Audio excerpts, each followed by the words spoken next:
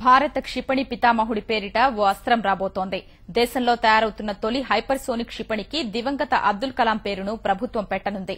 గంటకు ఏకంగా 8575 కిలోమీటర్ల వేగంతో దూసుకెళ్లే ఈ క్రూయిజ్ అస్త్రం నేలమాళిగలోని బంకర్లను సైతం విధ్వంసం చేయగలదు. దీనికి బ్రహ్మోస్ 2K అని పేరు పెట్టనున్నారు. ఇందులో K అంటే కలాం. దీన్ని భారత్ రష్యా ఉమ్మడి సంస్థ అయిన బ్రహ్మోస్ ఏరోస్పైస్ అభివృద్ది చేస్తోంది. హైపర్సోనిక్ ఆయుధాల శకంలోకి భారత్ ప్రవేశిస్తోందంటే దానికి కారణం కలాం.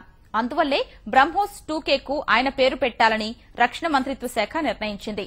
భారత్ కాకుండా అమెరికా, రష్యా, చైనా ఈ హైపర్సోనిక్ వ్యవస్థల్ని అభివృద్ది చేస్తున్నాయి.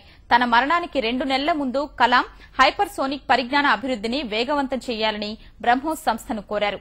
హైదరాబాద్ రక్షణ పరిశోధన అభివృద్ది సంస్థకు అధిపతి హోదాలో ఈ క్షిపణుల అభివృద్దిలో కలాం కీలక పాత్ర పోషించారు. ఈ క్షిపణి 2020 నాటికి దేశానికి సేవలు అందించడానికి సిద్దమవుతోంది. ప్రస్తుతం వినియోగిస్తున్న బ్రహ్మోస్ క్షిపణి ధ్వని కన్నా 3 రెట్లు ఎక్కువ వేగంతో ప్రయాణిస్తూ 290 కిలోమీటర్ల అవతల ఉన్న లక్ష్యాన్ని ఛేదిస్తుంది. బ్రహ్మోస్ 2K ధ్వనితో పోలిస్తే 7 రెట్లు ఎక్కువ వేగంతో దూసుకెళ్తుంది.